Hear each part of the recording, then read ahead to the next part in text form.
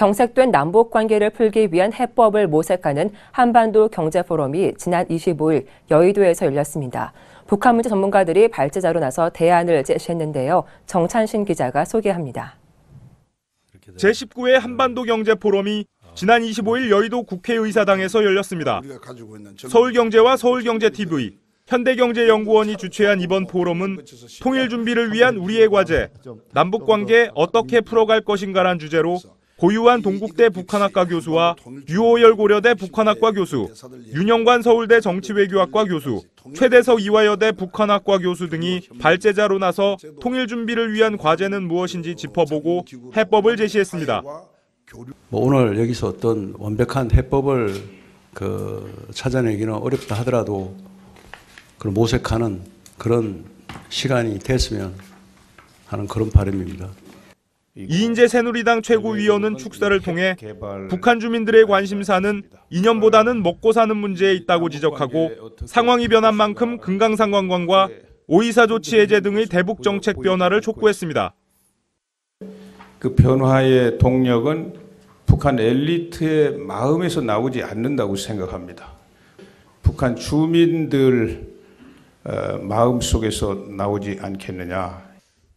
유호열 고려대 교수도 북한 변화는 북한 주민과 엘리트 계층의 변화가 있어야 가능하다고 말했습니다.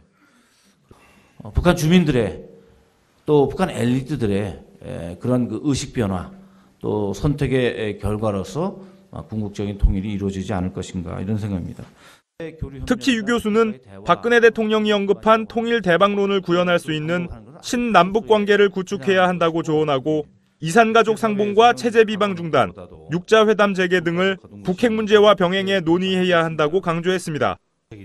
포럼에 참석한 통일 문제 전문가들은 경색된 남북 관계를 풀기 위한 다양한 해법도 제시했습니다. 고유한 동국대 교수는 북핵 문제, 기존 합의 이행 문제, 체제 갈등 문제, 대북 정책의 일관성 문제 등 4가지 문제를 풀어야 한다고 조언했습니다.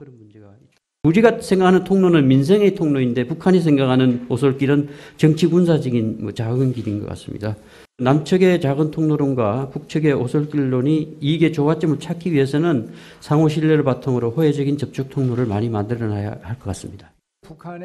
윤영관 서울대 교수는 통일 이후 통합에 대비한 준비 작업을 당장 시작해야 한다고 강조하고 군사 안보 이외의 영역에서 남북 간 협력을 추구해야 한다고 조언했습니다. 한반도의 평화 유지와 함께 북한 주민의 어떤 인간적인 삶을 개선하는 것이 대북 정책의 핵심 정신이 돼야 된다. 최대석 이화여대 교수는 남북 관계를 안정적으로 풀어가기 위해서는 신뢰 정착을 위해 함께 노력하는 자세가 중요하다고 강조했습니다.